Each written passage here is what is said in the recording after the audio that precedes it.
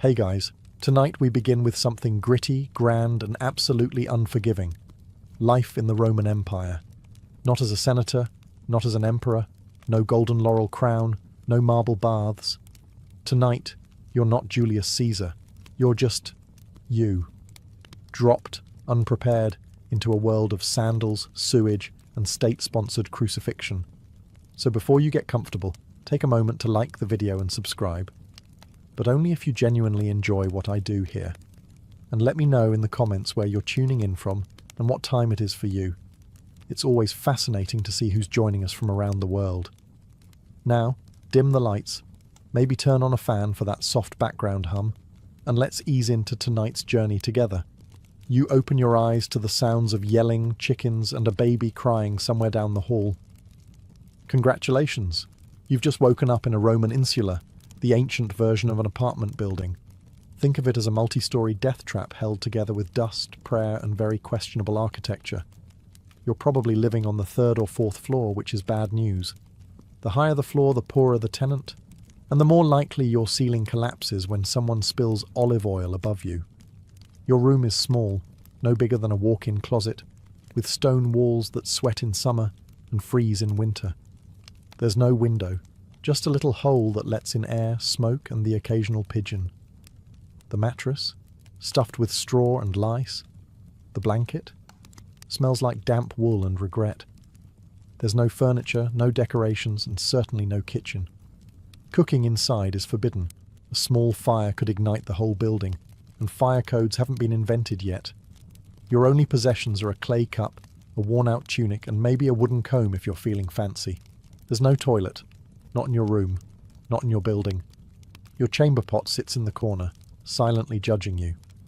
You'll have to carry it down narrow, rickety stairs to empty it into the street gutter, hopefully without slipping and adding your body to the morning offerings. Oh, and the walls. Paper thin.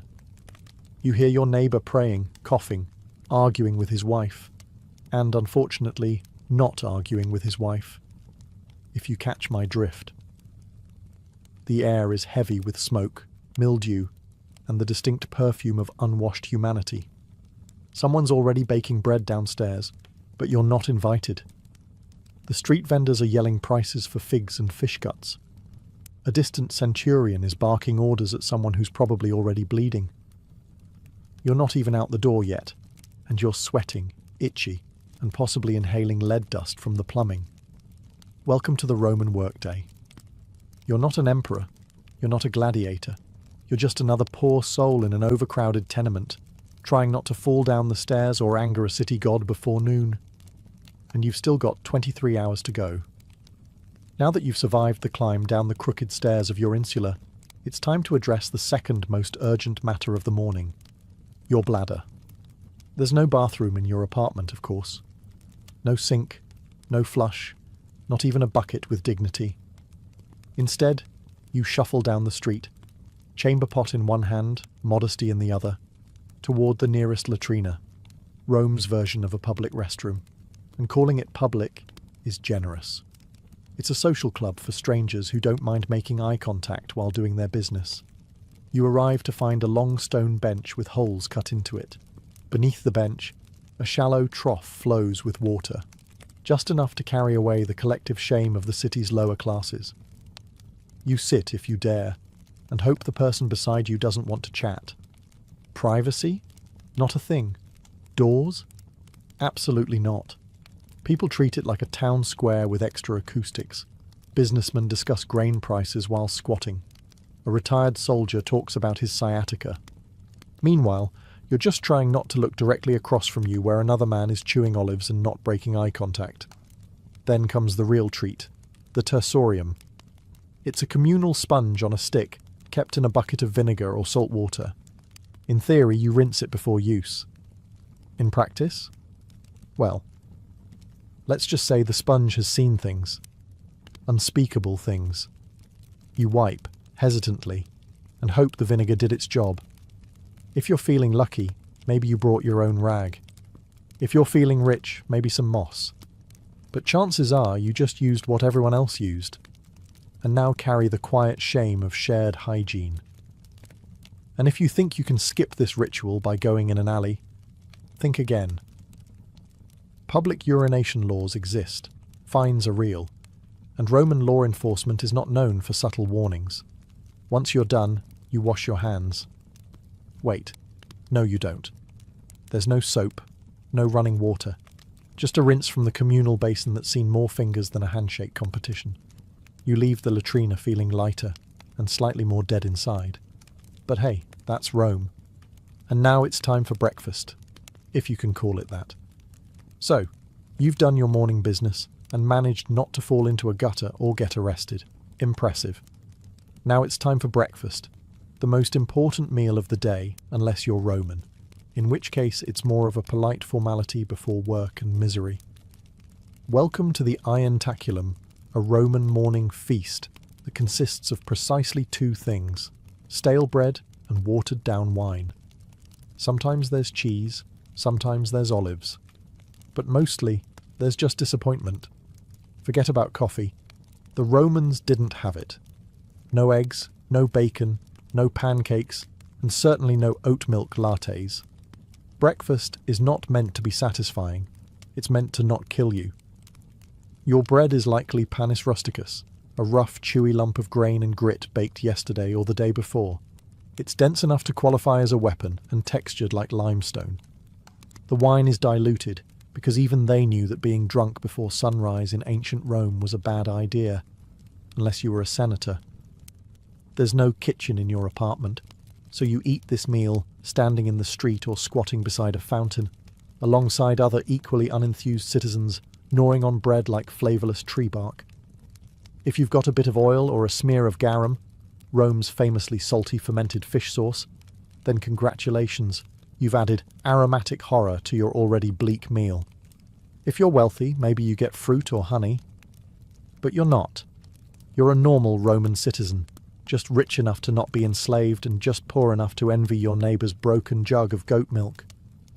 Sometimes vendors walk by selling hot chickpea fritters or honeyed pastries, and for a moment you feel hope. But you remember your coin pouch is emptier than a gladiator's sympathy, so you bite your bread and pretend it's cake. And this is how the day starts. With carbs, mild dehydration, and a growing realization that you're about to walk 7 miles on Roman sandals with nothing but stale crumbs in your stomach and a buzz from last night's leftover wine. It doesn't get better, because now it's time to go to work. After your hearty breakfast of bread and mild despair, it's time to face the Roman workday. And let's be clear, unless you're a senator, a poet with a patron, or one of the lucky few who inherited land from a dead uncle with no heirs, you are working, and you're doing it hard. You might be a labourer, porter, potter, bricklayer, street cleaner, or if your luck's truly sour, a sewer worker. Rome needs a lot of things: roads, aqueducts, temples, baths, and someone has to build them. That someone, you, with your bare hands, under the sun, wearing sandals that provide all the arch support of a soggy leaf. The Roman workday starts early, very early. The sun is barely up, but the foreman already is, yelling in Latin and waving a stick. If you're late, you're docked a day's pay or worse, beaten, shamed or fired, which in Roman terms means you starve with honour. Your tools are basic.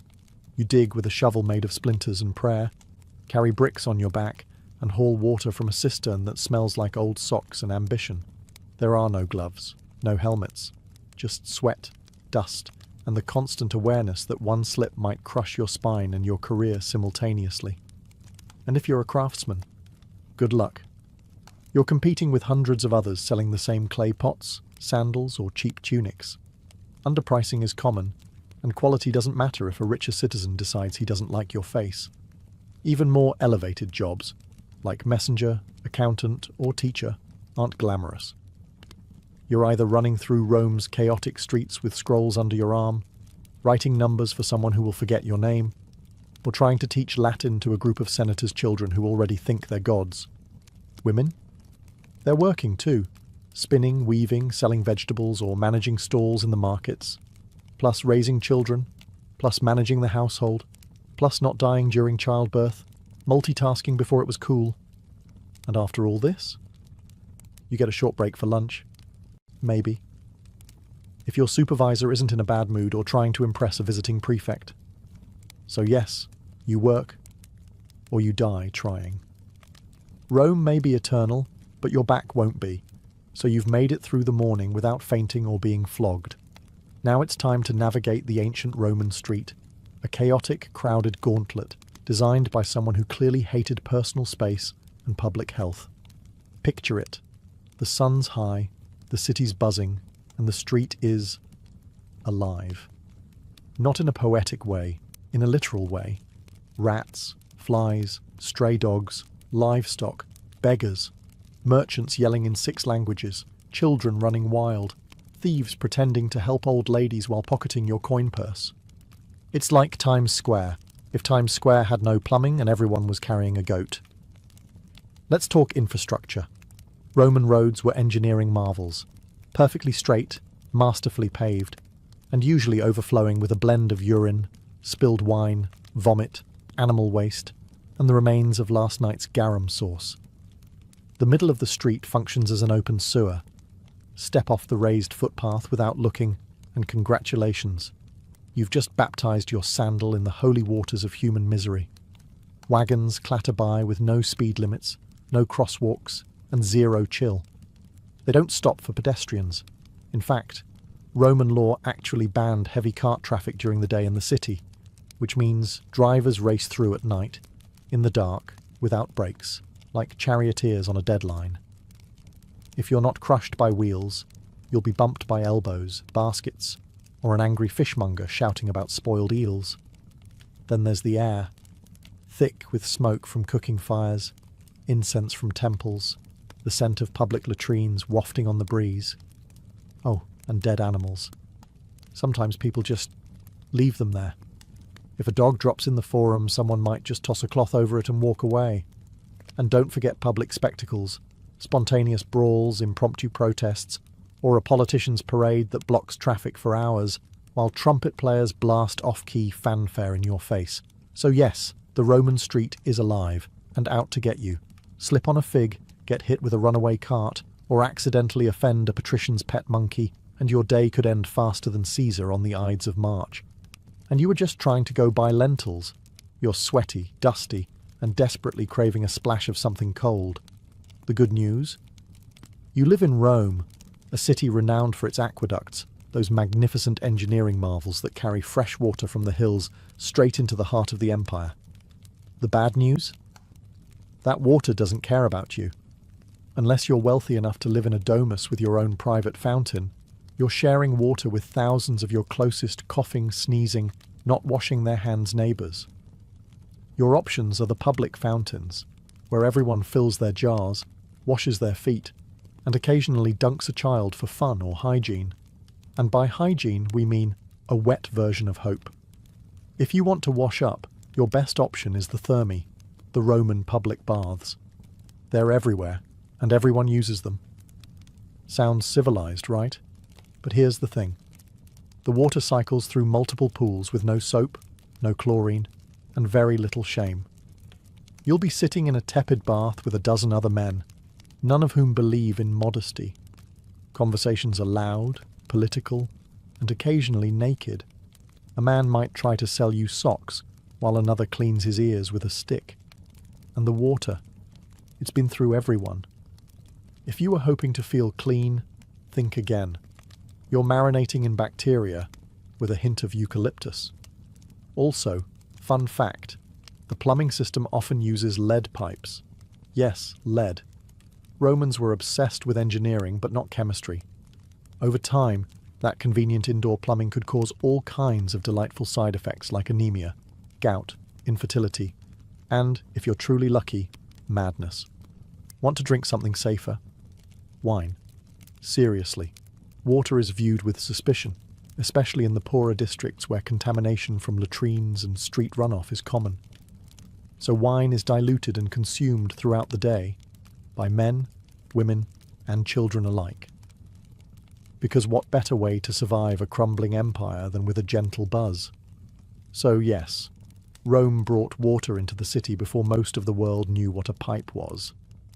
But for the average citizen, it's a gamble every time you drink, bathe, or rinse your toes. Enjoy your aqueducts. Just don't trust them. Welcome to the Roman Empire, where pain isn't just a possibility.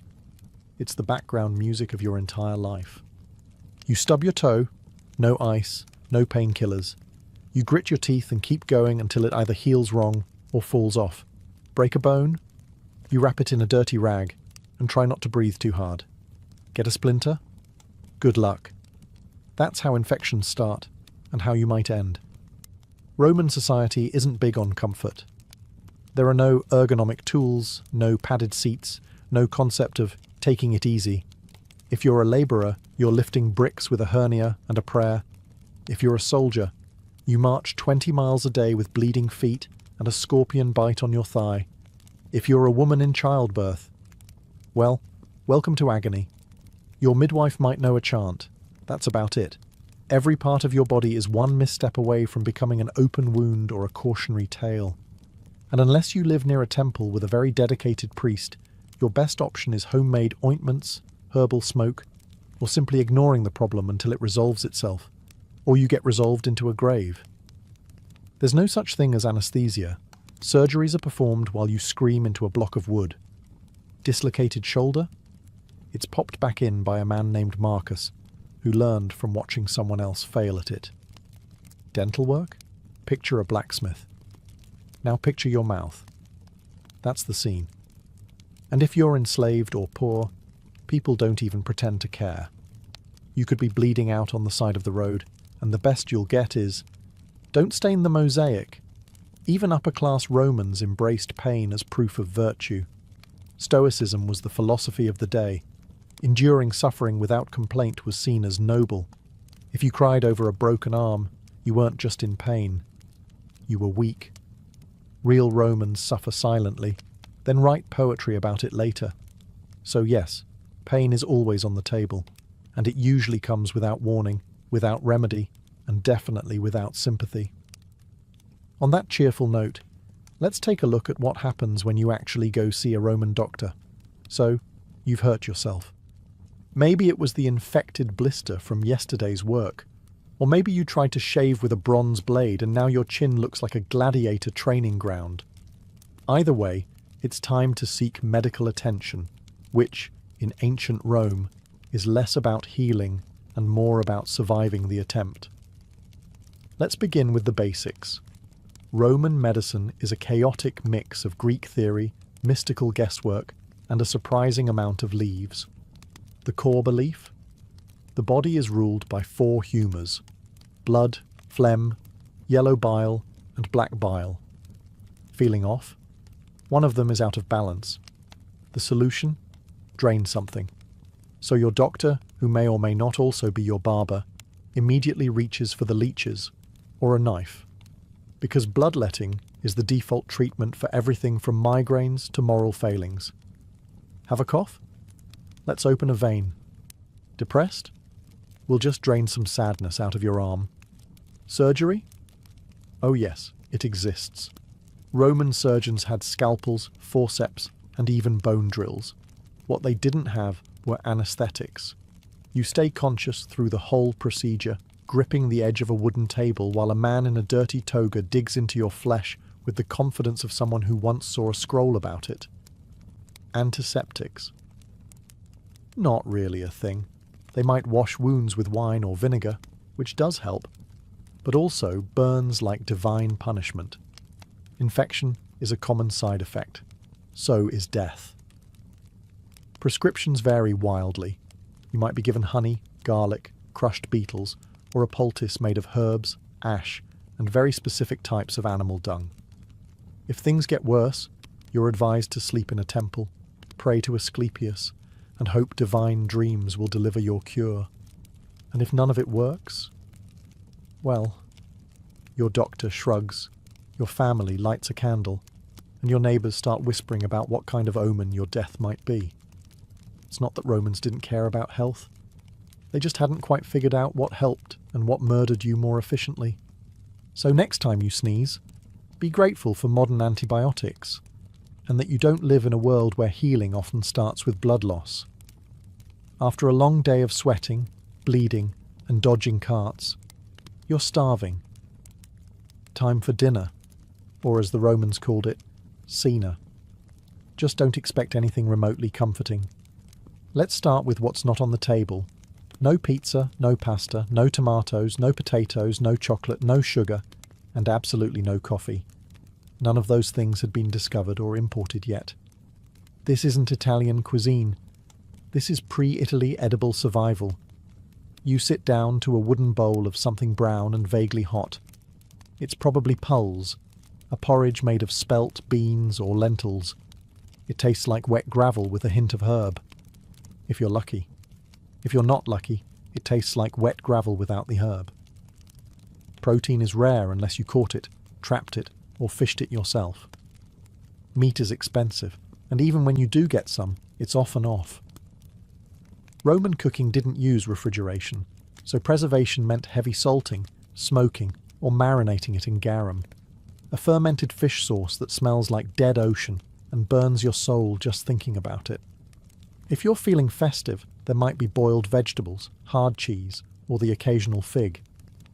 Rich Romans dined on exotic dishes like roasted flamingo, stuffed dormice, or jellyfish in vinegar, delicacies that mostly scream, "Look at how rich I am and how little I care about taste buds." Your wine is watered down, always. Drinking it straight is seen as barbaric. But don't worry, the water it's mixed with is probably questionable too, so you're just choosing how fast you want to get sick. Dessert? Maybe dried fruit, maybe nuts, or maybe you're fasting because it's a feast day honouring a god who frowns on gluttony. Either way, you're not ending the night with a tiramisu. There are no napkins. You wipe your hands on a cloth shared with 10 other people, or just use your tunic and pretend it's clean. By the end of the meal, your stomach is full but uneasy, and your breath smells like garlic, wine, and slight despair. But at least you're fed. Now all you have to do is survive the Roman nightlife, and trust me, that's not a relaxing stroll. After a long day of grime, toil, and fish sauce, you might be hoping for a little leisure, something to take your mind off your crumbling apartment and the open sewer outside. Well, good news. You're in Rome, where entertainment is everywhere. Bad news? Most of it is horrifying. Let's start with the main event. The Colosseum, the crown jewel of Roman engineering, and the place where your soul quietly dies. This is where crowds gather to watch men stab each other for sport, wild animals devour criminals, and sometimes, if the emperor is feeling dramatic, reenact full naval battles with real water and real drowning. It's free to attend, which sounds generous until you realize it's free because the state wants you distracted while the Senate raises taxes and quietly annexes Armenia. You sit packed between sweaty strangers, cheering as a gladiator loses a limb. There's blood, sand, and occasional public executions with extra flair.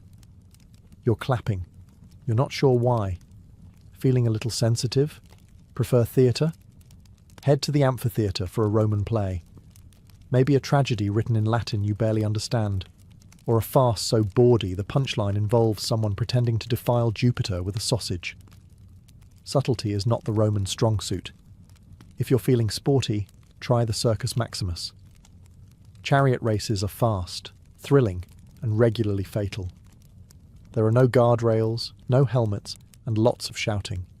Crashes are inevitable and spectacular, and the crowd loves it. They're here for the violence and the betting. Don't cheer for the wrong team unless you're ready to fight your way home. And then there's the street entertainment, fire breathers, acrobats, musicians, con artists, and the occasional philosophical rant from a barefoot man with nothing to lose. If you don't like the show, wait 5 minutes. Something else, or someone else, will start yelling. But behind all of it, there's a strange, brilliant madness. Rome didn't just distract its people. It dazzled them into forgetting how brutal daily life was. It weaponized spectacle. And if that doesn't numb you enough, there's always more wine. Now, let's take a walk through justice. Roman style. Spoiler. It's not comforting. You've survived work, dinner, and a gladiator getting impaled for applause. You might think you're safe now, that as long as you keep your head down, the law will protect you. Ah, that's adorable. In Rome, the law doesn't protect, it reminds. Reminds you that you're small, replaceable, and that mercy is a luxury reserved for statues of emperors. First off, legal status matters. If you're a citizen, you have rights, in theory. You can't be flogged in public unless someone important gets really annoyed and you get a proper trial. If you're non-citizen, justice comes in the form of a fist, a branding iron, or a swift execution outside the city gates. Slaves? They are property.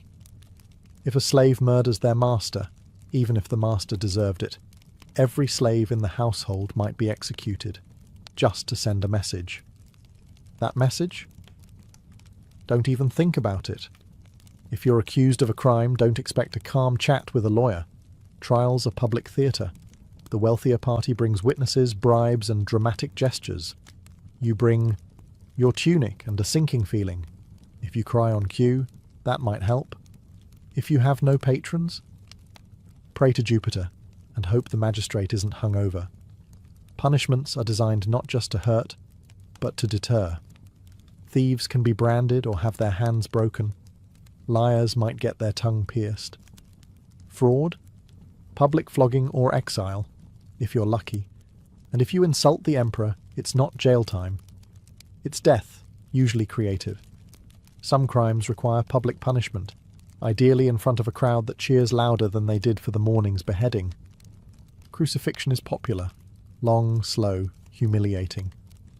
It isn't reserved just for Jesus. It's the go-to for rebels, robbers, and anyone the state wants to make an example of. And remember, law enforcement isn't there to help. The vigiles are Rome's version of firefighters and police, underpaid, overworked, and often corrupt. If you're mugged, they might shrug. If you bribe them, they might help you mug someone else. So yes, Rome has laws, written in stone, recited in forums, but they serve power, not justice. Now let's talk about gods, because you're not just obeying men here. You're on Jupiter's turf. After surviving the streets and dodging Roman justice, you may hope to find comfort in religion. A little peace, a little personal spirituality. Nope, not here. In the Roman Empire, religion isn't a private affair, it's an institution. An ever-present cloud of incense and obligation wrapped around every waking moment of your life. You don't choose your gods, they choose you. And there are so many. There's a god for everything. Door hinges, cardia, sewers, cloacina, boundaries, terminus, and even mildew, robigus. You can't walk 5 paces without crossing a shrine. If you don't pause to bow, light a candle, or mutter a prayer, you're not just being rude, you're inviting catastrophe. Maybe not today, but eventually. And when your roof collapses, everyone will nod and say, "Ah, yes, he skipped the Saturnalia offering." Religious festivals fill the calendar, dozens per year. On those days, business stops, animals are sacrificed, and the air smells like roasting bull and wet marble. You attend out of piety, but also fear. Because if the gods aren't honoured properly, they'll retaliate, with plagues, droughts, or a really bad harvest that ruins everyone's lentil supply. Now let's talk about emperor worship. The state wants you to revere the emperor not just as a ruler, but as a living god. You're expected to offer incense at his altar, sing his praises, and never, never roll your eyes during a triumphal procession. That's treason adjacent. If you're caught not participating in public worship, say you're a little too quiet during the Vestalia, or you don't show up to toss grain into the temple flame, you could be labelled impious, atheistic, or worst of all, suspicious. Suspicion in Rome is like blood in shark-infested waters. And if you're part of a foreign cult, you'd better keep that under wraps unless it's officially approved. The state doesn't like unfamiliar gods unless they bring wine, taxes, or new soldiers. Roman religion isn't about belief. It's about ritual. You don't have to feel it. You just have to do it. Correctly. On time. And in public. And you better smile while you sacrifice that goat. Speaking of social performance, let's climb the greasy pole of Roman ambition in the next chapter. You've bowed to the gods, avoided a lawsuit, and survived a public bath without contracting something mythical. But here comes the most exhausting part of Roman life: the social hierarchy. A brutal, finely tuned machine where every word, gesture, and sandal strap placement could make or break you. Roman society is a ladder, but it's covered in oil and lined with daggers. At the top are the senators, old money, togas with purple stripes, and land ownership so vast it has its own postal code.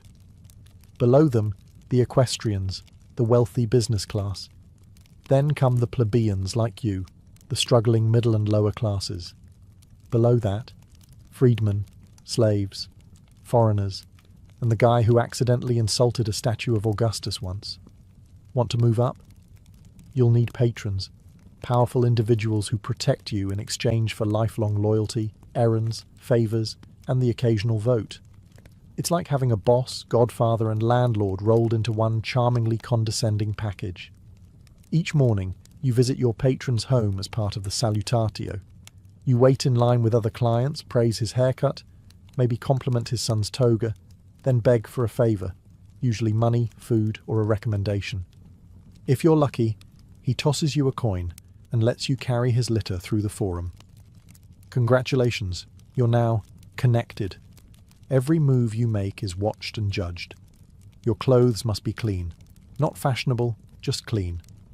Your speech must be proper. Your friends, carefully selected. And whatever you do, don't show ambition. That makes people nervous. If you rise too quickly, others will conspire to knock you back down, socially or literally. Networking is warfare. Gossip is currency. The wrong comment at a banquet can end your career. The right marriage can save your entire bloodline. But you better play it carefully. Love is for poets. The rest of Rome marries for alliances and estate access.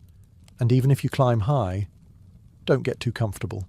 One bad harvest, one missed ritual, one jealous rival, and it's all over. You won't even hear the dagger coming. Now, the sun is setting. Surely things calm down at night, right? Not in Rome. The sun dips below the rooftops of Rome, and for a fleeting moment you think, maybe now, finally, you can rest. But nightfall in the Roman Empire isn't a time for peace. It's a shift in tone, from noisy and chaotic to dark and downright lethal. First, let's talk about lighting. There isn't any.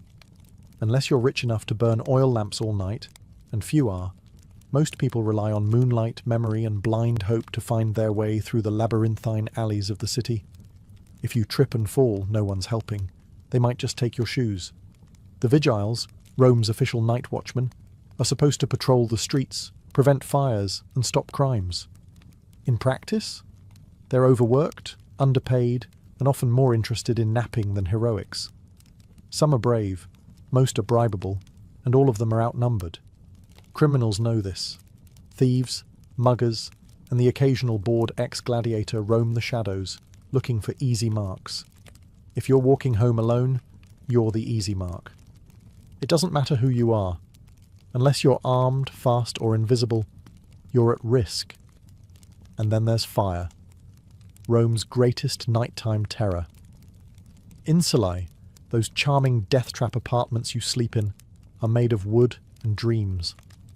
Cooking after dark is illegal for this reason, but laws mean little to a hungry tenant.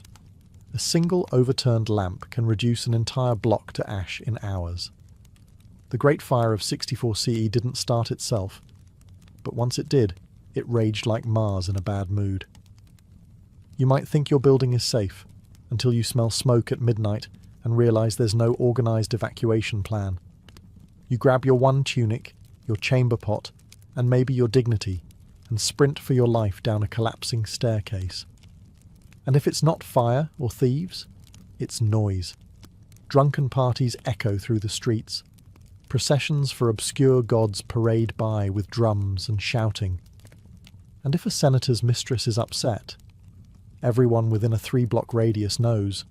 Sleep in ancient Rome is a luxury. Silence is a myth. And safety? That's reserved for the wealthy, the armed, and the extraordinarily lucky. But hey, morning's almost here. You just have to survive one more night. And then, repeat.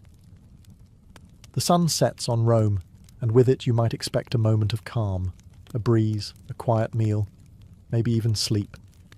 Think again. Rome doesn't go silent at night. It simply shifts into something darker, louder, and more dangerous. The city never truly sleeps. It prowls. Let's start with fire. Roman buildings, especially the tall wooden insulae where the poor live, are tinderboxes waiting for a careless oil lamp or cooking fire to turn them into ash. There's no real fire department, just the vigiles, who are part firefighter, part night watch, part deeply underpaid janitor. They carry buckets and hope. If your apartment catches fire, you might be rescued, or you might become a cautionary tale in tomorrow's gossip. Then there are the thieves, cut purses and pickpockets who treat the moonlight like a hunting license. Rome's alleys are narrow and unlit.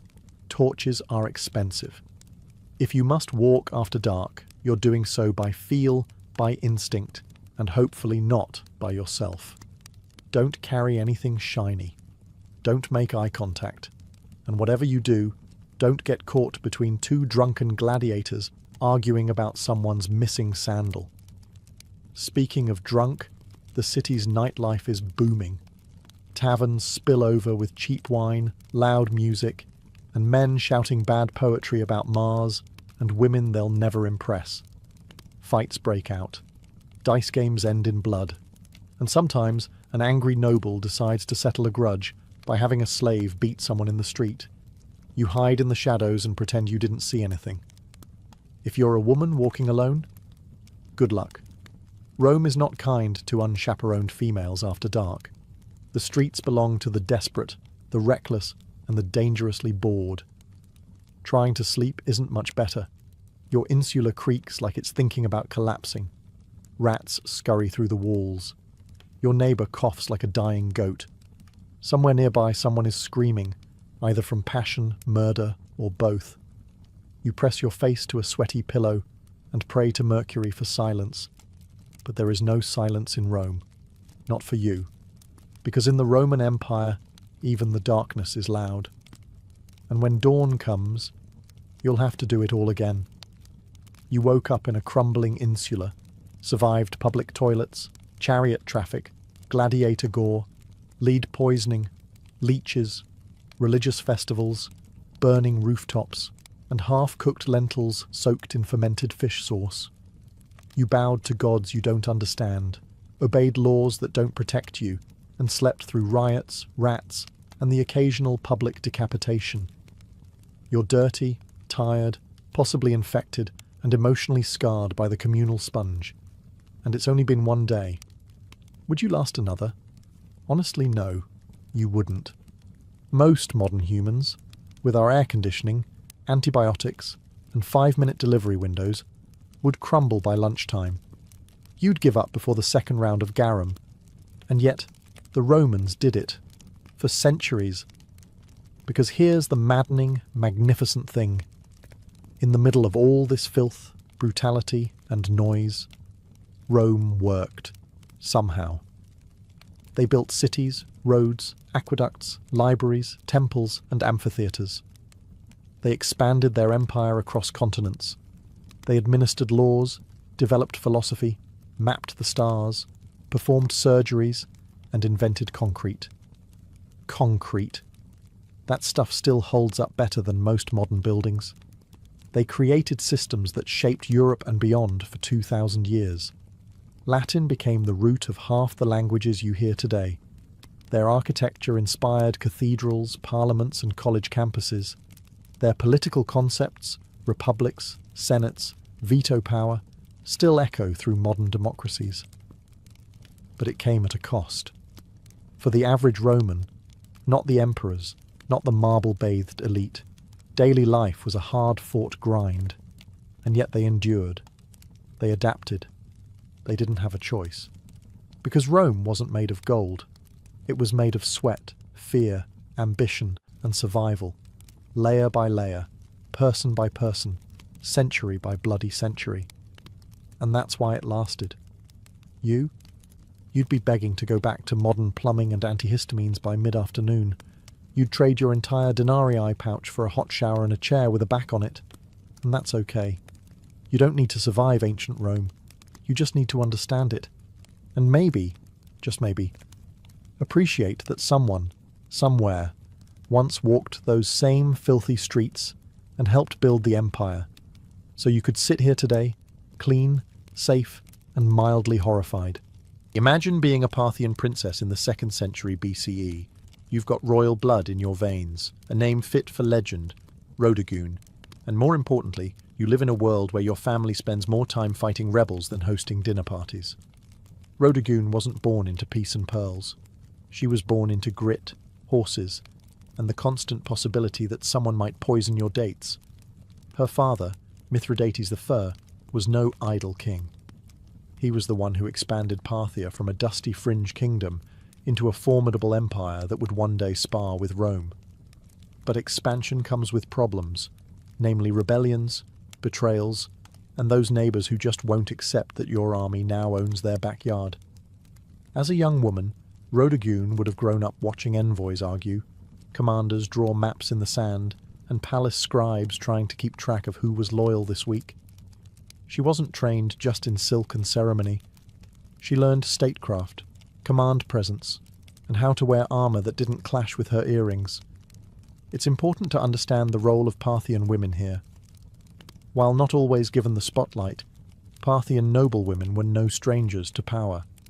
Some ruled cities, others plotted dynastic alliances, and a few, like Rhodogoon, became legends not for who they married, but for who they defeated. And defeat she did, but that part comes later. At this point in her life, Rhodogoon's name was already known. She was a symbol, not just of royal lineage, but of Parthian pride. She carried with her the expectation that she'd either marry a king or become one in spirit. She didn't seem content with sitting on the sidelines while cities burned or provinces rebelled. While most royal ladies were being oiled and perfumed, Rhodogoon was likely brushing up on military reports and court logistics. She had no time for vanity, and as fate would have it, she would one day make a vow that involved not washing her hair until a rebellion was crushed. Spoiler alert, it took a while, but before we get to that dusty crown moment, we need to understand what kind of rebellion dares provoke a princess who would rather lead troops than wear gold. The Parthian Empire, grand as it appeared on a map, was more duct tape than marble. Stretching from the Persian Gulf to the edges of Mesopotamia and beyond, it was stitched together by marriages, oaths, and the occasional sword pressed firmly against someone's neck. So when a rebellion flared up in the western provinces, likely in Media or Babylonia, it wasn't exactly surprising. What was surprising was how bold the rebels were. These weren't just disgruntled tax evaders. These were full-blown aristocrats and city leaders, angry at the central power and perhaps emboldened by the young age or absence of a male royal enforcer. They didn't just throw a fit. They took fortresses, silenced Parthian envoys, and essentially told the crown to go polish its own sandals. Now, under ordinary circumstances, the king would have dispatched a general or a cousin with too much ambition and too little brains. But these weren't ordinary circumstances. For reasons still debated by historians, maybe timing, maybe logistics, maybe sheer royal defiance, Rhodogoon herself took command. And not just in the abstract, I'll approve the battle plans kind of way. No, she got on a horse, donned armour, and made a public vow that would become the stuff of legend. She would not wash, comb, or otherwise tend to her hair until the rebellion was crushed. It was bold. It was dramatic. It was, frankly, a nightmare for court stylists. But that vow, dramatic as it sounds, wasn't vanity. It was a declaration. A visual symbol that tied her personal dignity to the fate of the empire. Every time someone saw her tangled, dust-laden hair, they'd be reminded, this isn't over until we win. And that worked. Soldiers rallied. The troops didn't just see a princess. They saw a commander who was literally letting her beauty decay with the war. She embodied Parthian resilience, the kind that didn't rely on thrones but on thorns, dust and sweat. Meanwhile, the rebels probably didn't know whether to laugh or panic. They had expected a general, maybe a diplomat. Instead, they got a furious, unwashed woman who was riding straight for their gates with steel in her eyes and no time for conditioner. And worse, she meant business. When Rodogun set out from the capital, she wasn't escorted by a lavish court parade or showered in rose petals. She was accompanied by cavalry, grit, and the weight of an empire that needed its rebels squashed like an overripe fig. And she looked the part. Gone were any signs of courtly delicacy. Her hair, famously unkempt, began to take on a life of its own, hanging like a banner of war-torn determination. In a world obsessed with appearances, she turned her own into a weapon. The campaign was not swift. This wasn't a single siege, easily resolved with a bribe and a battering ram. The rebel cities were fortified and confident. They had expected hesitation from the central power, not a battle-hardened woman galloping through the dust with fire in her gaze. But Rodogun didn't waver. Her military instincts were sharp, perhaps sharper than many of the men who had led before her. She employed classic Parthian strategies: mobility, feigned retreats, and hit-and-run raids. Her forces would appear at the edge of a rebel-held city, vanish like smoke, and return a day later from an unexpected flank. Reports suggest her soldiers admired her not just as a symbol, but as a tactician. She didn't ride behind the lines. She was up front, dirt under her nails and fury under her helmet. And as the weeks dragged on, so did her hair. It's said that by the third month, the strands had begun to knot into ropes, full of dust and sweat, and the whispers of battlefield prayers. But that only made her more terrifying to her enemies, and more revered by her men. Rebels called her the Witch Queen, not because she practiced magic, but because no noblewoman should still be fighting in the field and refusing a bath. Surely, they reasoned, something unnatural was at work. But there was nothing magical about it, just sheer, unrelenting discipline.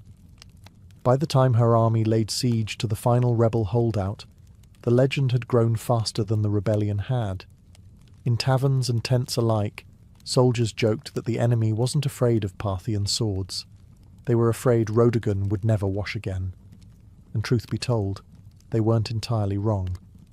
The last stronghold of the rebellion loomed ahead, a walled city rumoured to be impenetrable, where the rebel leaders had dug in like ticks on a dog. Supplies had been hoarded, archers lined the parapets, and the gates had been reinforced with the kind of smug confidence only traitors possess. They believed they could outlast Rodogun.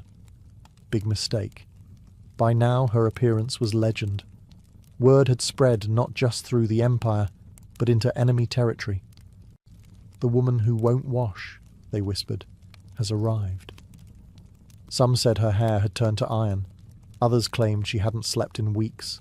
The myths piled up like siege ladders. But Rodogun was no myth.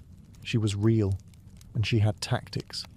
Instead of launching a reckless assault, she opted for a slow, punishing siege, cut off trade routes, intercept messengers, poison wells. The rebels had braced for a battle of swords. Instead, they got starvation. She weaponized time itself, letting her enemies rot from the inside out. And all the while, she camped outside the city with her soldiers, just another commander beneath the canvas tents. She shared their meals, gritty bread and lukewarm wine. She inspected their armour. She led patrols. And she still, despite every opportunity, refused to so much as touch a comb. For her soldiers, the vow had become sacred. No one dared suggest she break it, even in jest. It had become a living embodiment of Parthian pride, a symbol that their suffering wasn't for nothing. Every tangled strand was a reminder. We are still in this fight. Inside the rebel city, morale crumbled. They had expected to demoralize the enemy by holding out. Instead, it was they who began to wither. Their own commanders began to argue. Food ran low. Rumours of desertion began to ripple like cracks through stone. And then came the breaking point. A small gate, left unguarded for just an hour, perhaps out of fatigue, perhaps sabotage, was found by one of Rodogun's scouts. That night, under the cover of darkness and wind, her forces slipped in and opened the main gates from within. By morning, the city was hers, and Rodogun, face streaked with sweat and ash, stood atop the battlements, unbathed, victorious, and utterly terrifying. Victory was not declared with trumpets or parades, it was declared with water. After months of dust, battle, and relentless pursuit, Rodogun stood before her army not in royal robes, but in the same battlefield garb she had worn since the campaign began. Her armour bore dents from rebel blades, her face was lined from sun and strain, and her hair, her wild, matted, filthy hair, now hung down her back like a lion's mane made of wire and legend. But she had done it. Every rebel city had fallen. Every oath-breaker had been brought low. And now, with her vow complete, she could finally do what no one in the Empire had dared attempt to rush. She could wash her hair. According to tradition, and later accounts passed down through oral history, Rodogun summoned her servants not to a golden chamber, but to a public courtyard. She wanted her soldiers, the ones who bled beside her, to witness this moment. Basins were filled, oils were warmed, combs were retrieved from storage like sacred relics. And then, under the open sky, the warrior princess of Parthia, caked in the grime of war, began to scrub away months of rebellion. It was symbolic. Every tangle undone was another city reclaimed. Every rinse of water over her scalp washed away defiance, soaked into the earth as if the land itself had been restored. Some say she wept. Others say she laughed. But what no one disputed was the silence among the troops as they watched. Hardened men, scarred and sunburned, stood like statues as Rodogun emerged from her ritual transformed. No crown was placed on her head. She didn't need one. The dust had become her diadem. The act of not washing had become more powerful than any jewel. And in that moment, Parthia didn't just have a princess. It had a symbol. She could have returned to court in triumph, let the scribes compose flattering odes, allowed nobles to fall over themselves in praise. But she didn't rush back to luxury. She stayed with her troops a while longer. She dined with them. She listened to them. She knew that her legend had just begun, but she didn't want it forged in gold. She wanted it forged in memory. After the hair-washing that became an event for the ages, Rodogun could have ridden straight to the capital with fanfare, banners, and enough propaganda to last a century. But she didn't. Instead, she took the long route back, deliberately visiting the cities she had reclaimed one by one, walking their streets, inspecting their defences, and ensuring no embers of rebellion still glowed beneath the ashes. This wasn't mere ceremony. It was strategy. Rodogun knew the danger of victory, how quickly it can melt into complacency. Empires don't fall from defeat alone. They fall from forgetting why they fought in the first place. She wanted the rebels and loyalists alike to understand that Parthian strength wasn't just cavalry and coin. It was embodied in her very presence, a woman who chose hardship over comfort and earned loyalty by example, not decree. And loyalty she received. Everywhere she went, people gathered not to gawk at royalty, but to stare in awe at her. Not polished, not perfumed, but real. She didn't bring fear. She brought accountability. She asked for reports, heard complaints, paid for supplies out of her own war coffers. She rewarded cities that had stayed loyal and offered clemency, carefully, cautiously, to those who repented.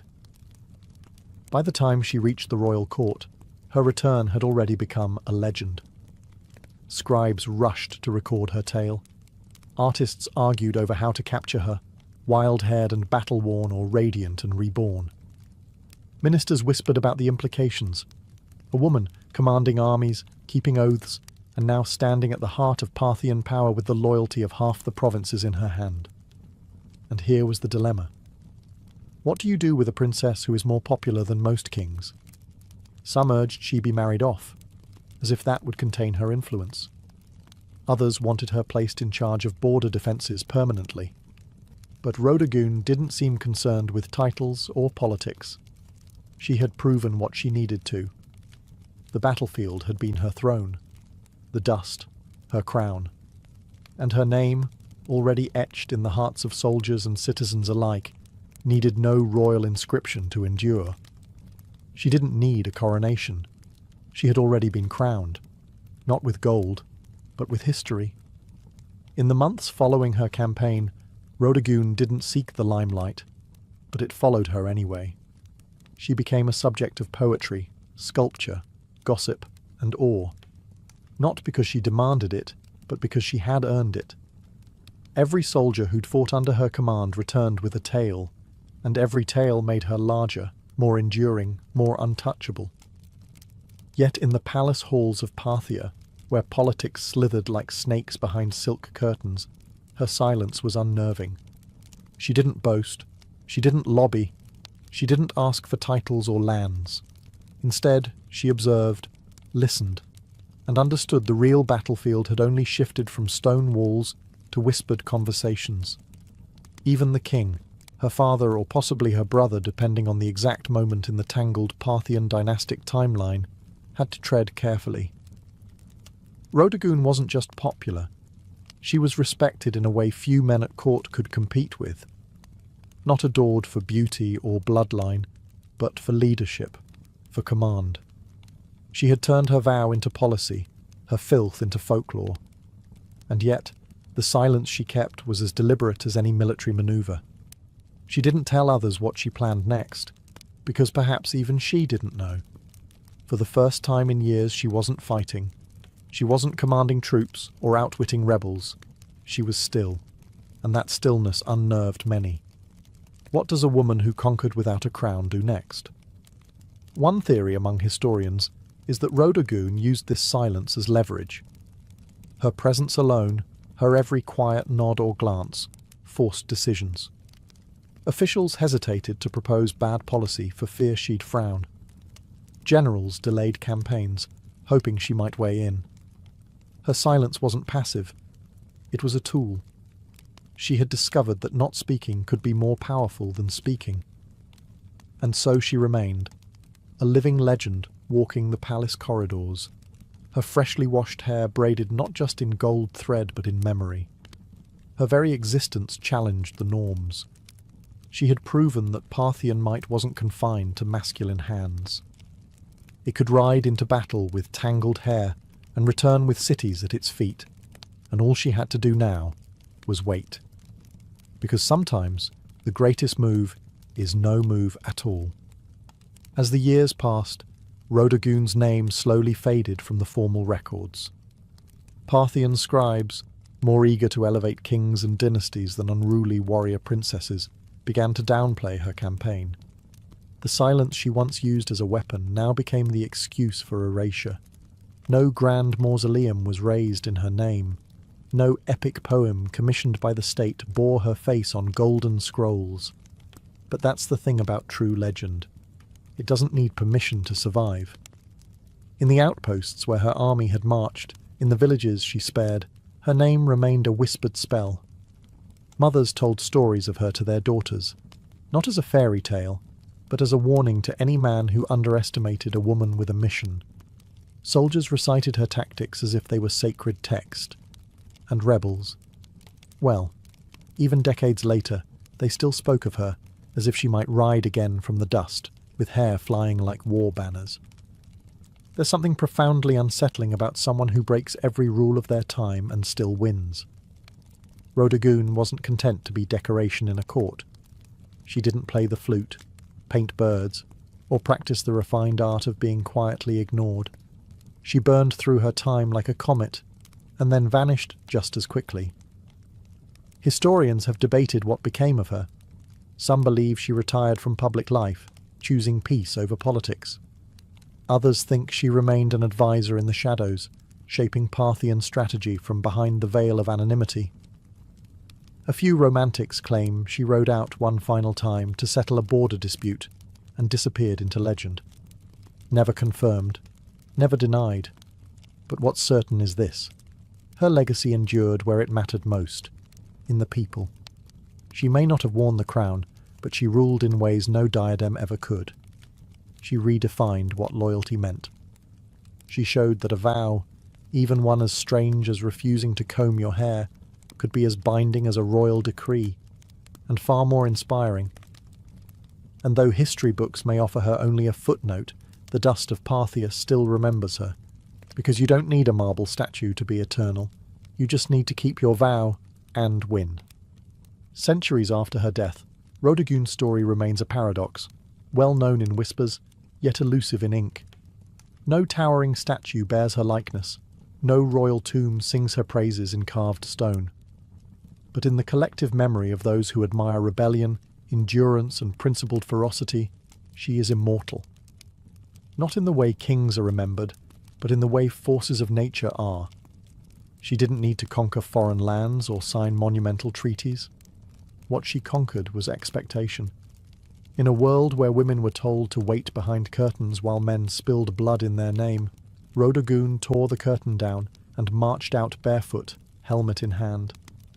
She didn't ask for command. She took it.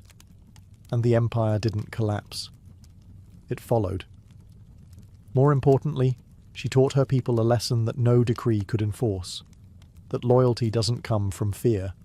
It comes from seeing your leader suffer beside you. From watching them choose discipline over comfort. From watching them keep a vow longer than anyone thought possible. She wasn't perfect. No legend is. But her story endures precisely because it wasn't polished or clean.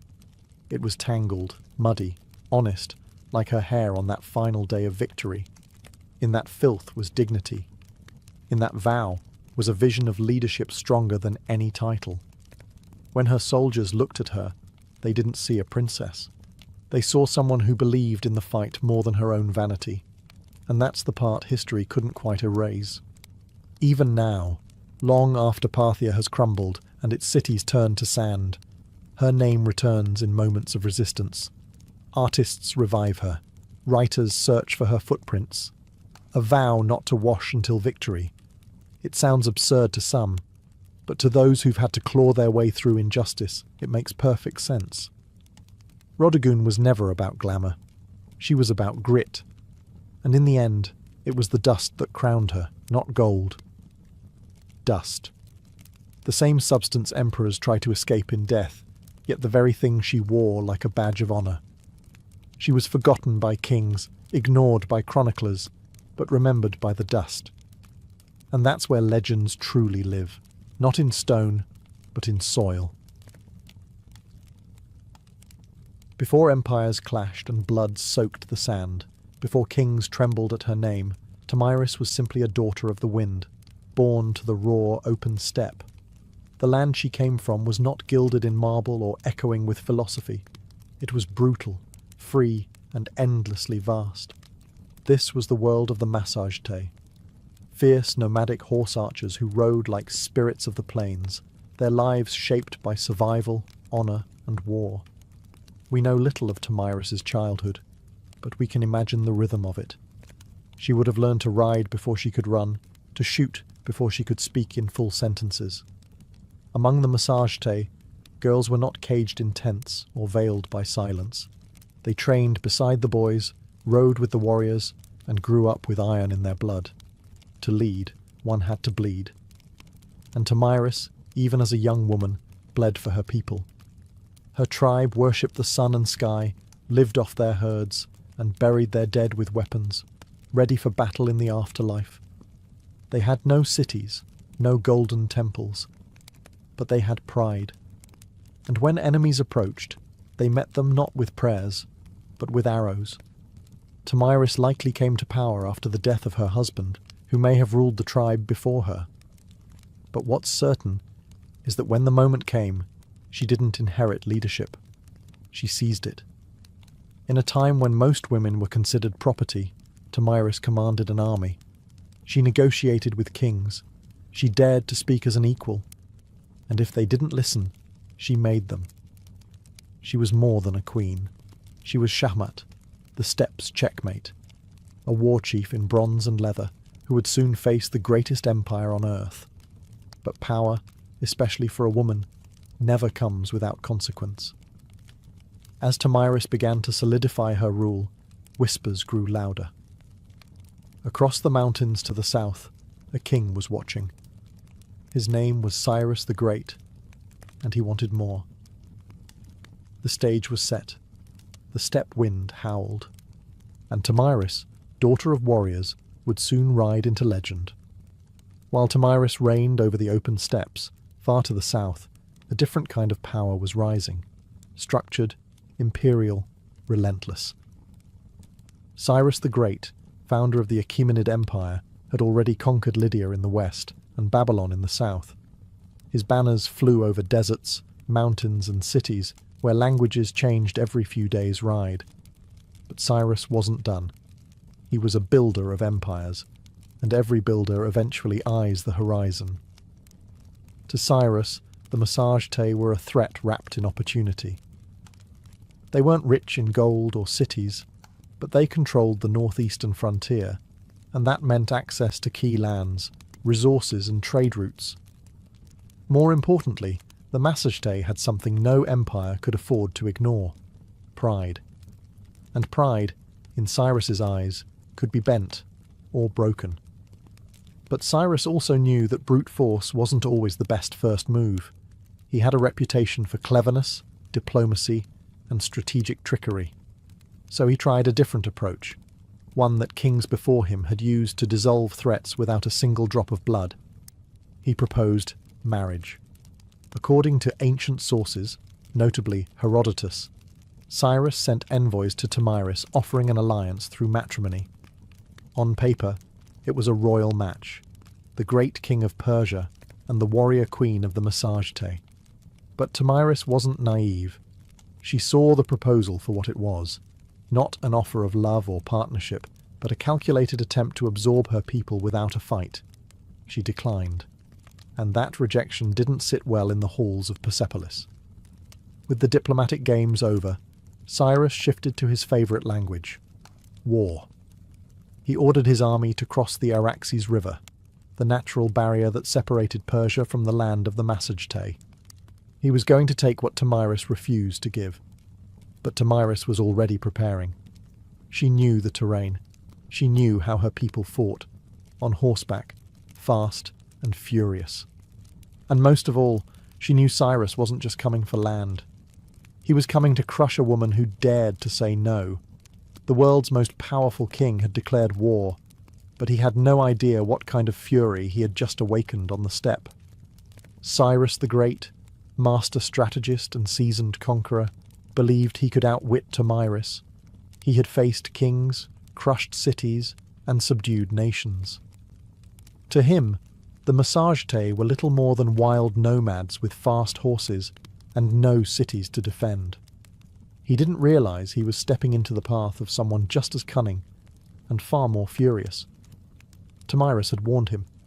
After rejecting his marriage offer, she sent a clear message: cross the Araxes River, and you will regret it.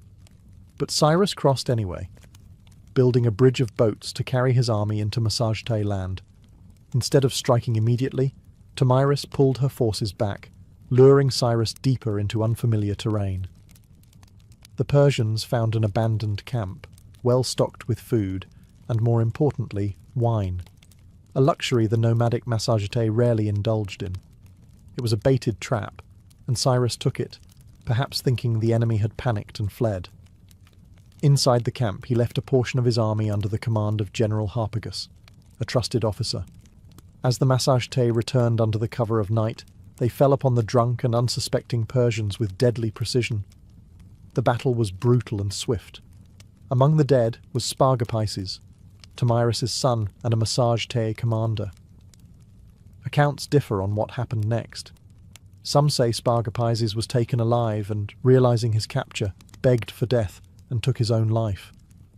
Others claim he was killed in the fighting, but all agree. When news reached Tomyris, something inside her shattered, and then turned to steel. Her grief was volcanic, but her rage, that became legendary. She sent another message to Cyrus. This one wasn't a warning, it was a vow. "You may be a glutton for blood," she said, "but I swear, I will give you your fill." She promised to make the ground run red with Persian blood, and her vengeance would not be quiet. Cyrus had taken her son. He had violated her land. Now he would meet not the queen of the Massage-Tay, but the mother of a slain warrior, and the last face he would ever see. The next battle would not be a skirmish. It would be an execution. The sun rose over the plains like a blade, sharp and blinding. Tomyris stood at the head of her army, no longer just a queen, but a storm given form. Her warriors, hardened by the nomadic life, painted their faces with ash and rage. This wasn't about politics anymore. This was about blood. Cyrus, for all his might, had underestimated the Massage-Tay. He assumed they would fight like the tribes he had conquered before, chaotic, uncoordinated, easy to crush. But Tomyris had spent her life among warriors. She understood how to strike, not blindly, but with precision. She rallied her forces for a full-scale assault on the Persian invaders. And this time, she wasn't holding back. The location of the final battle is lost to history, swallowed by the vastness of the steppe. But what's clear is that Tomyris launched a ferocious counterattack. Her cavalry swept across the plains like a tide of knives. They fired arrows from horseback, closed in with axes, and fought like people with nothing left to lose. The Persians, battle-hardened, disciplined, and experienced, weren't expecting this level of organized fury. Tomyris didn't just lead her troops, she fought beside them. Her presence on the battlefield ignited her warriors like wildfire. Every strike was driven by vengeance. Every charge was an answer to her son's death. Cyrus tried to hold the line, but it shattered. The Persians were routed. Many died where they stood. Others fled into the endless grasslands, only to be hunted down. And Cyrus the Great, the man who had conquered Babylon, Lydia, and nearly the known world, fell in the chaos. Whether he was slain in combat or captured and executed depends on the version told. But either way, he died on Tomyris's terms. What came next is infamous. According to Herodotus, Tomyris found Cyrus's body on the battlefield, ordered his head severed, and then, in a final act of symbolic revenge, submerged it in a wineskin filled with human blood. "Drink your fill," she said, "of the blood you thirsted for." Was it historical fact or poetic embellishment? Maybe both. But it didn't matter. The message was eternal. Tomyris was not to be conquered. When the dust settled and the grass drank deep the blood of empire, Tomyris stood victorious. A warrior queen who had done what no king or army before her could. She brought Cyrus the Great to his end. News of the defeat sent shockwaves across the ancient world. The mighty Achaemenid Empire, thought to be unstoppable, had been humiliated by a woman from the steppes. The Persians did their best to downplay the loss, but the death of their founder couldn't be ignored. Cyrus's body was eventually returned and buried with honor in the royal tomb at Pasargadae. Yet the stain of his final defeat would linger like a wound on the empire's legacy. For Tomyris and the Massage-Tay, however, the victory was more than revenge. It was a declaration. They had defended their sovereignty not just with weapons, but with dignity. Tomyris had stood up to the world's most powerful ruler, and she hadn't just survived, she had triumphed. And then she vanished from history. No records survive detailing her later years, her death, or any successors she may have appointed. It's as if, after taking her vengeance, Tomyris simply rode back into the horizon and allowed the wind to carry her legend forward. In the centuries that followed, historians, poets, and chroniclers would try to fill in the blanks, turning her into a symbol as much as a woman. To the Persians, her name was a bitter reminder. To the Greeks, she was a paradox, a barbarian who displayed more nobility than many kings. And to the peoples of Central Asia, Tomyris became folklore, a ghostly queen who rides through the steppe, fierce and unbending, with a sword that remembers. Her legacy would inspire countless depictions across cultures. Medieval manuscripts portrayed her in regal armour. Renaissance paintings imagined her towering over Cyrus's corpse. In every age, she became what people needed: a mother avenger, a wild queen, a lesson in hubris, or a symbol of feminine power. But one truth cuts through the myth: she changed history. Tomyris didn't inherit a throne, she forged it in fire and fury. And for one brief, unforgettable moment, the Steppe Queen proved that not all empires rise. Some fall to the hooves of warriors who ride with vengeance in their hearts. Much of what we know about Tomyris comes not from local Massagetay records. They left no stone tablets or royal archives, but from the pen of a Greek, Herodotus, often called the father of history. Writing a century after her time, he immortalized Tomyris in his histories, casting her as a warrior queen of astonishing resolve and terrifying vengeance. But Herodotus wasn't simply reporting facts. He was weaving a story, one part chronicle, one part morality tale. To him and his Greek audience, Tomyris represented the ultimate reversal of imperial arrogance. Cyrus the Great, a man who had conquered half the known world, fell not to a vast army or a rival king, but to a woman who fought not for glory, but for her child. Her victory was almost mythic, and Herodotus treated it as such. He even detailed her grisly revenge: the wineskin of blood, the severed head of Cyrus, and her damning words, "Drink your fill." But was it true? Modern historians debate this endlessly. Some argue that Herodotus exaggerated or even invented parts of the tale, using Tomyris as a narrative tool to humble the Persian Empire, which, at the time of his writing, was still a looming force over the Greek world. Others believe that while the blood wineskin episode might be symbolic, the core event, Cyrus's death at the hands of Tomyris, likely did happen. There's also the question of bias. Herodotus, for all his insight, often filtered foreign cultures through a Greek lens. He portrayed the Massagetay as wild and free, yet noble, an exotic mirror to Greek ideals of honour and liberty. Tomyris, in that frame, wasn't just a barbarian. She was a moral counterweight to Persian ambition. Still, even if details blurred over time, Herodotus succeeded in one thing. He ensured Tomyris would not be forgotten. Because of him, she became more than a historical footnote. She entered the realm of legend, where facts soften but impact sharpens. And in that space between myth and memory, Tomyris's story found a strange kind of immortality. In a world dominated by kings and conquerors, Herodotus left us a queen who refused to kneel, and left her enemies bleeding in the sand. Though she may have slain one of the ancient world's most iconic emperors, Tomyris never ruled an empire herself. She didn't build cities of stone or inscribe edicts on golden tablets. Her people, the Massagetay, were nomads, living not by walls, but by the rhythms of the land, the sky, and the horse. This meant that Tomyris's legacy was never institutionalized. There were no marble busts or royal coins bearing her likeness, no archives to immortalize her decrees. Instead, her story passed on as stories do on the steppe, through firelight, song, and the whispered awe of warriors. The Massagetay were one of many powerful tribes of the Central Asian steppes. Their cousins included the Scythians, the Saka, and the Dahai, all expert horse archers who roamed the lands between the Caspian Sea and the borders of ancient China. These tribes were feared by empires for their mobility, unpredictability, and ferocity in battle. Tomyris, as a female leader among them, was rare, but not entirely unique.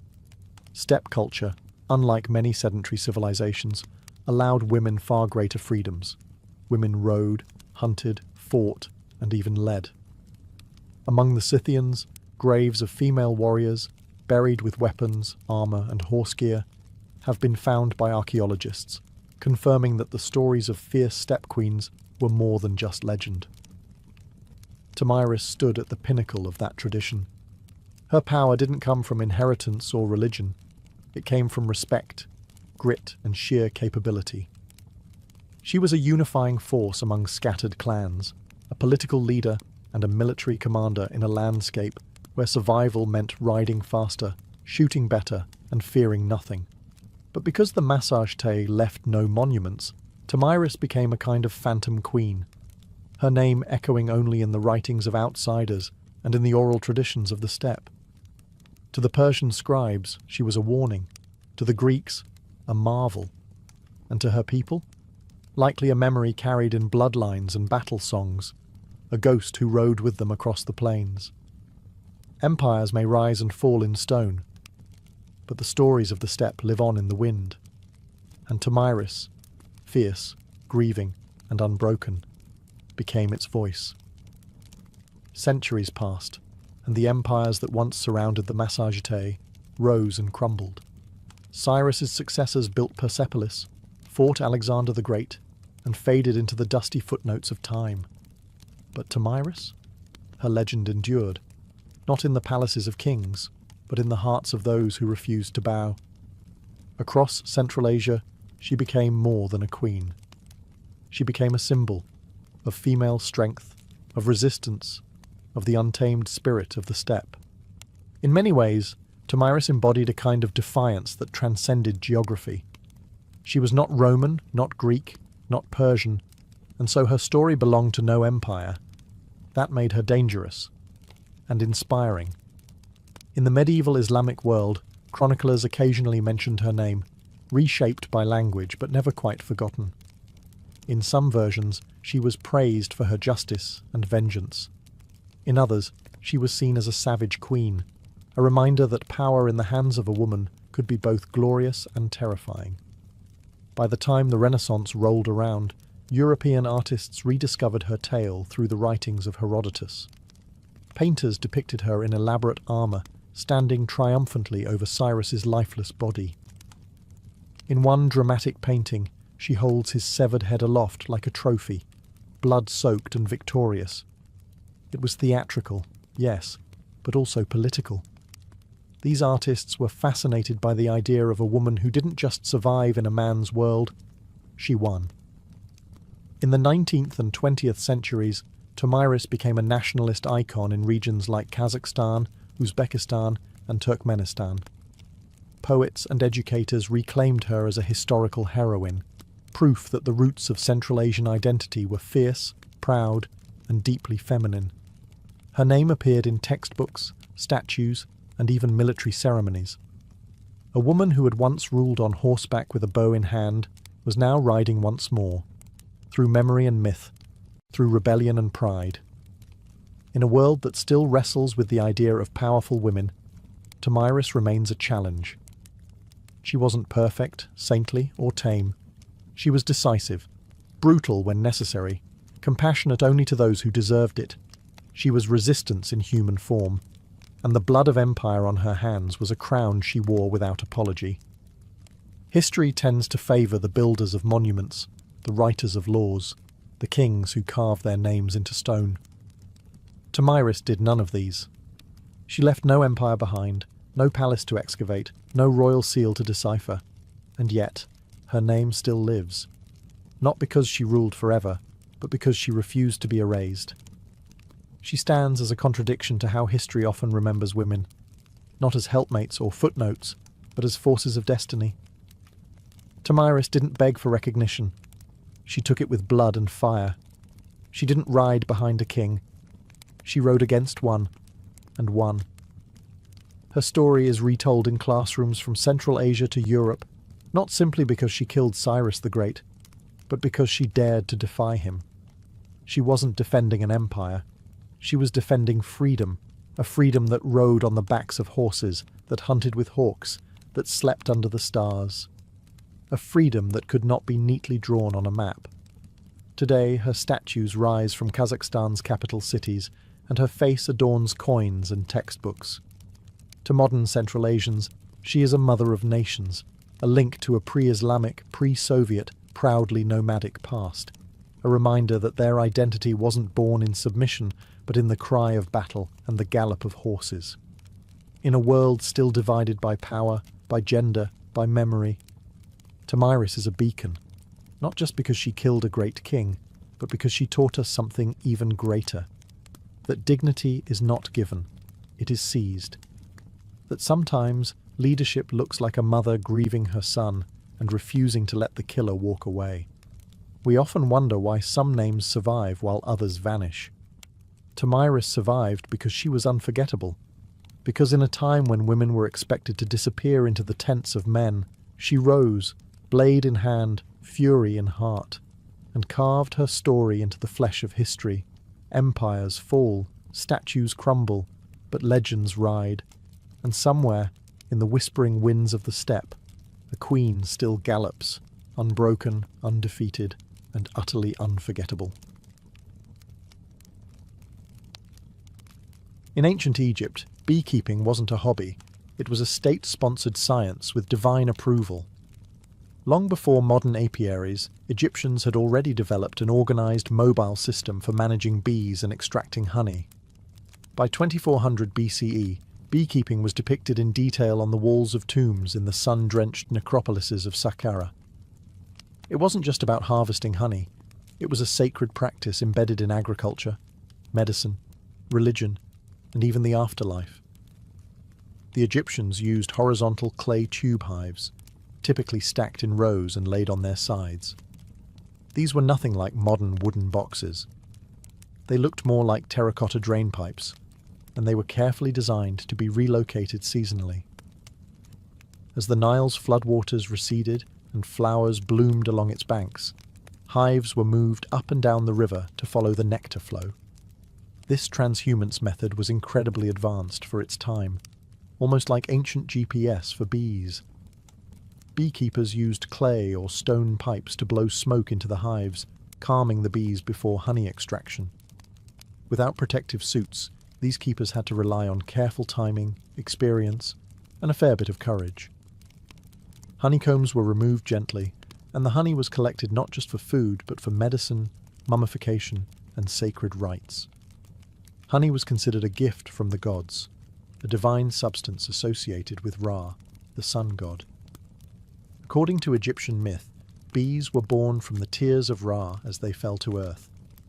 This wasn't poetic fluff.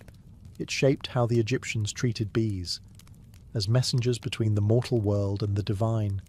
Honey was used in temple offerings, funerary rituals, and even as a currency in trade. It also had a prominent role in medicine. Ancient papyri list honey as a key ingredient in over 500 remedies, mixed with herbs, wine, or milk to treat wounds, infections, and gastrointestinal issues. Its antibacterial properties were known, even if the science wasn't. Beeswax, too, was harvested and used in cosmetics, embalming, and even in writing tablets. It had value beyond the hive, becoming part of daily life for scribes, priests, and healers alike. In Egypt, the hive wasn't just a source of sweetness, it was a symbol of balance, healing, and celestial order, carefully cultivated under the watchful eyes of both humans and gods. While Egypt gave beekeeping structure and sanctity, ancient Mesopotamia gave it something equally vital: laws. The cradle of civilization didn't just master irrigation, writing, and city building, they also knew the value of honey and the importance of protecting its production.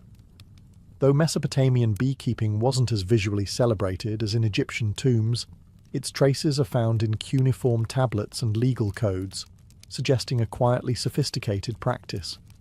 References to bees and honey appear as early as the Sumerian period. In Akkadian and Babylonian texts, there are mentions of ninsur, meaning bee gardens or apiaries. These spaces were often attached to temple grounds or royal estates, suggesting honey production was an elite-controlled resource. Honey and beeswax were used in religious offerings, medicine, food, and trade. And losing a hive could be a serious economic blow. The most telling piece of evidence comes from the Code of Hammurabi, dating to around 1754 BCE. While most of the code is famously devoted to issues like theft, injury, and agriculture, a few lines directly address bee disputes. If someone allowed their bees to swarm into another man's field, and the bees caused damage, they were liable. If honey was stolen, restitution had to be made, sometimes in the form of silver or replacement jars. In a world where almost everything was counted in grain, the fact that honey warranted its own legal protection speaks volumes. Mesopotamians also understood bees as more than just insects. Some texts describe them as divine messengers, even linking them to Ninurta, the god of agriculture and war. Beeswax, in particular, was valued for sealing documents and creating ritual figurines. It was both practical and mystical, part of both bureaucracy and magic. Though the exact design of Mesopotamian hives isn't fully preserved, scholars believe they may have used mud brick or woven basket hives, similar to early Levantine styles. These would have been kept in shaded gardens or rooftops, protected from the harsh summer heat. Mesopotamian beekeeping was less about worship and more about structure, regulating resources, ensuring fairness, and maintaining the economic balance of a society where even a bee sting might end in litigation. Here, the hive was not just a biological wonder. It was a microcosm of order, law, and the civilizing impulse itself. In the rugged highlands of Anatolia, long before the Greeks took center stage, the Hittites were quietly mastering the art of beekeeping, and they weren't treating it like a backyard hobby. To the Hittites, bees were sacred agents of purity, messengers between realms, and essential to both agriculture and the spiritual health of the kingdom. Unlike Egypt and Mesopotamia, where beekeeping was a blend of science and economics, the Hittites took a more ritualistic approach. In religious texts from the 14th and 13th centuries BCE, bees are mentioned not just as producers of honey, but as active participants in purification rites. One famous Hittite ritual text describes a ceremony in which a bee is summoned to go and remove the evil, the impurity, and the wrath of the gods. The bee is then released, not killed, a rare show of mercy in ancient rites, suggesting a deep reverence for the insect. The Hittites valued honey for its taste and its sacred utility. It was used in libations, sacrificial offerings, and anointing rituals, often combined with wine, milk, or grain. Honey wasn't just consumed, it was poured, burned, and blessed. It served as a medium between human intention and divine reception. In terms of practice, evidence suggests the Hittites used clay or woven hives, likely stored in protected enclosures near temples or royal estates. Though the archaeological record is sparse, parallels with neighbouring Levantine and Syrian traditions hint at portable tube-like hives, possibly made from straw and mud, stacked and managed much like those in Egypt. Beekeepers in the Hittite world likely operated under temple control, their work deeply embedded in seasonal festivals and state rituals. Honey was not a mere commodity. It was a tool of diplomacy, healing, and spiritual cleansing. The bee, small and unassuming, held symbolic weight that far exceeded its size. The Hittites also contributed a vital piece to the global understanding of bees. They recognized bee migration. Some surviving texts describe the seasonal behaviors of swarms, linking blooming patterns with honey flow, an insight that shows how closely they observed their environment. In Anatolia, the hum of the hive wasn't background noise. It was a sacred frequency, vibrating through the bones of gods and kings alike. The ancient Greeks didn't just study bees, they admired them, feared them, and modelled society on their mysterious order. To the Greeks, the hive was more than a place of honey. It was a living metaphor, a model for the ideal city-state, a symbol of divine order, and a source of endless scientific curiosity. Greek beekeepers advanced the science of apiculture with a blend of practical knowledge and philosophical flair. Unlike earlier civilizations that used stationary clay hives, the Greeks developed movable terracotta hives with removable lids and sections. These allowed easier access to the honeycomb without destroying the colony, an early step towards sustainable harvesting. They also mastered the art of smoke control. Using ceramic bellows and clay smokers, they would puff smoke into the hive entrance, sedating the bees before honey extraction. This innovation not only reduced stings, but also preserved the hive's structure, allowing for multiple harvests per season. One of the most influential minds in Greek history, Aristotle, studied bees in extraordinary detail. In his Historia Animalium, he described hive behavior, noting that bees appeared to have distinct roles. Some gathered nectar, others defended the hive, and one, whom he called the king bee, seemed to lead. Although he got the gender wrong, Aristotle's observations laid the groundwork for centuries of bee research. Honey held a revered place in Greek culture. It sweetened wine, preserved fruits, and flavoured cakes. It was also used as a base for medicinal salves, especially in wound care, and was seen as a divine gift. The Greeks believed that ambrosia, the food of the gods, was a mixture of honey and wine. The bee itself had mythological significance. It was associated with Artemis, goddess of wild things, and Demeter, goddess of the harvest. Priestesses of Artemis were even called Melissae, the Greek word for bees. The idea of the bee as a sacred feminine force carried deep symbolic power. For the Greeks, the hive was both scientific marvel and spiritual emblem, a reminder that even the smallest creatures move with purpose, discipline, and grace. In studying bees, they believed they were studying the very laws of nature, and perhaps of the gods themselves. If the Greeks studied bees with wonder, the Romans managed them with ambition. Beekeeping in the Roman Empire wasn't just a cottage industry. It was scaled to match the needs of a civilization that stretched across continents. From the vineyards of Gaul to the hills of Hispania, Rome turned the humble hive into an empire-wide enterprise. The Romans inherited much of their apicultural knowledge from the Greeks and Etruscans, but they expanded it into a formalized agricultural science. Writers like Varro and Columella recorded detailed instructions for building hives, harvesting honey, and relocating colonies. Their treatises describe beekeeping with a startling modernity, including observations on swarm behavior, seasonal cycles, and pest control. Roman hives came in many forms: hollow logs, cork bark containers, clay tubes, and even woven baskets sealed with dung or mud. Flexibility was key. In colder climates, more insulation was needed. In warmer provinces, ventilation was critical. These innovations allowed Rome's beekeepers to adapt the craft across vastly different regions of the empire. To calm bees, Romans employed clay pots filled with smouldering herbs like thyme or oregano. The smoke soothed the hive, and perhaps added a subtle flavour to the honey.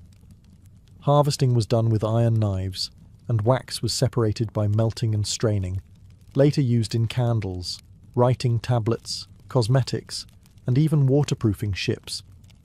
Honey wasn't just food, it was everywhere. It was added to wine to make mulsum, used in baking, in sauces for meat and fish, and even as an early energy source for athletes and soldiers. Roman physicians, following Hippocratic traditions, prescribed honey for sore throats, wounds, fevers, and digestive problems. Its antibacterial properties were well known and well used. But perhaps the most Roman thing about their beekeeping was organization. Large villas often had dedicated honey farms, run by enslaved labor under the supervision of estate managers.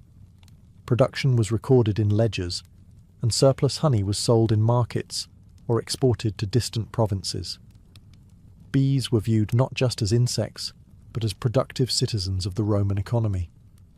To the Romans, a well-run hive mirrored a well-run household, ordered, obedient, and endlessly fruitful.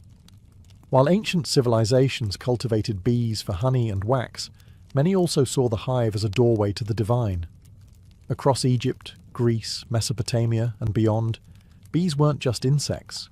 They were spiritual beings, buzzing between worlds, delivering messages from gods, and offering sacred gifts like honey that bridged the natural and supernatural realms. In Egypt, bees were directly tied to divine creation. As mentioned earlier, mythology claimed that Ra, the sun god, shed tears that turned into bees upon touching the earth. Honey was used in temple offerings to please deities and accompany the dead into the afterlife. The bee also became a royal symbol. Pharaohs of Lower Egypt bore the title, he of the sedge and the bee, connecting their authority to the cosmic harmony of the hive. In Greece, the bee held powerful feminine symbolism. The priestesses of Demeter and Artemis, goddesses of fertility and wilderness, were called melissae, or bees. These women were considered channels between the divine and mortal realms. The Oracle of Delphi, one of the most important religious centres in the ancient world, was believed by some to have originally been presided over by bee priestesses. Even the famed Pythia, the Delphic prophetess, was sometimes called the Delphic bee. The hive itself was often seen as a microcosm of perfect order, disciplined, selfless, and productive. Philosophers and mystics compared bee society to ideal human society: cooperative, industrious, and reverent. The Stoics admired bees for their instinctive sense of duty. Early Christians would later adopt the bee as a symbol of chastity and resurrection, noting how bees create but do not lust. In the magical traditions of Mesopotamia, bees were invoked in ritual purification. In some Hittite ceremonies, a live bee was released after absorbing the impurities of the community, literally carrying sin away on its tiny wings. Honey and wax were burned in sacred fires, used in crafting protective amulets, and embedded in magical texts for blessings and healing. The bee was more than a metaphor. It was a bridge. A creature that lived in nature's hidden spaces, made golden food without killing, and stung only in defense. To ancient peoples, bees weren't just miraculous, they were mystical.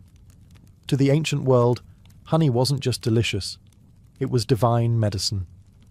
Long before bacteria were discovered, people instinctively knew that honey could clean wounds, soothe coughs, and preserve the body. It wasn't magic, though it often felt like it. It was chemistry, centuries ahead of its formal explanation. In Egypt, honey was a cornerstone of ancient medicine. Medical papyri like the Ebers Papyrus, circa 1550 BCE, list honey in over 500 prescriptions. It was mixed with milk, figs, garlic, and herbs to treat everything from eye infections to digestive problems. When paired with animal fat or resin, it was applied as a salve to burns and cuts.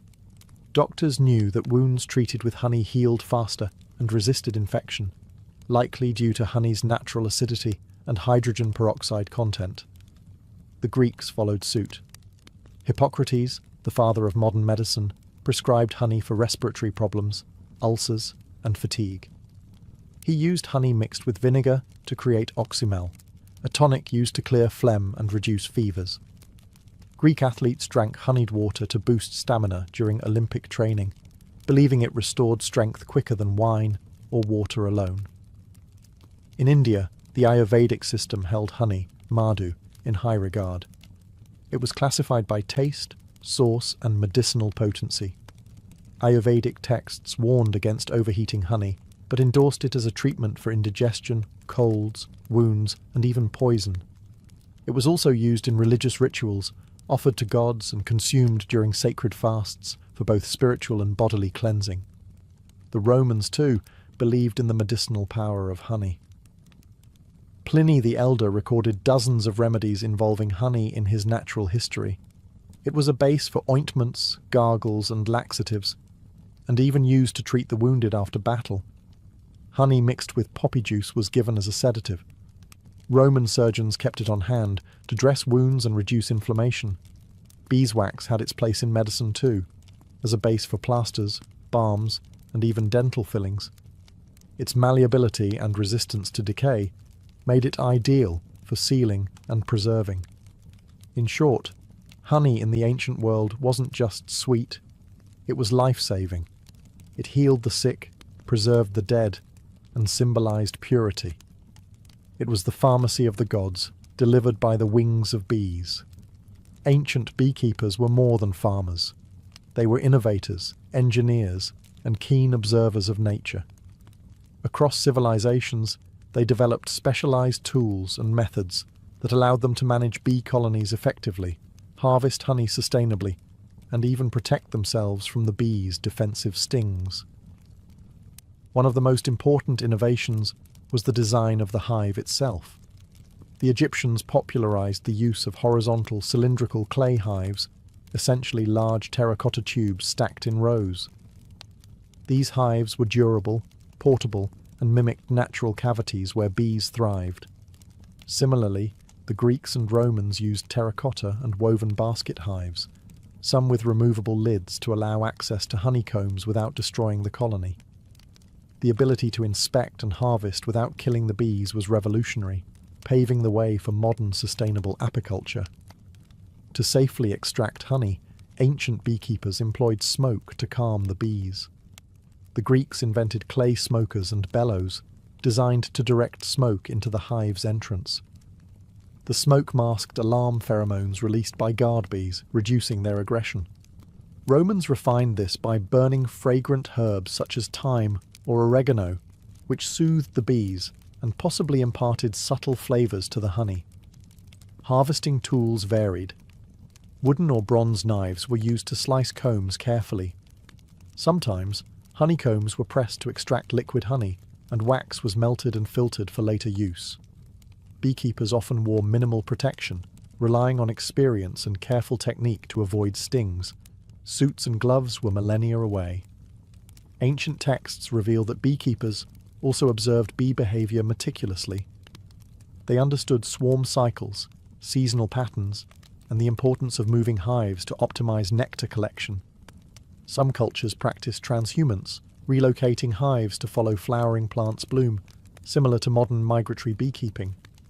Additionally, honey storage was a crucial aspect of ancient beekeeping. Egyptians used sealed ceramic jars to store honey, protecting it from moisture and spoilage. Honey's remarkable shelf life was well known, sometimes lasting centuries sealed within tombs. Even the relationship between humans and bees was carefully managed.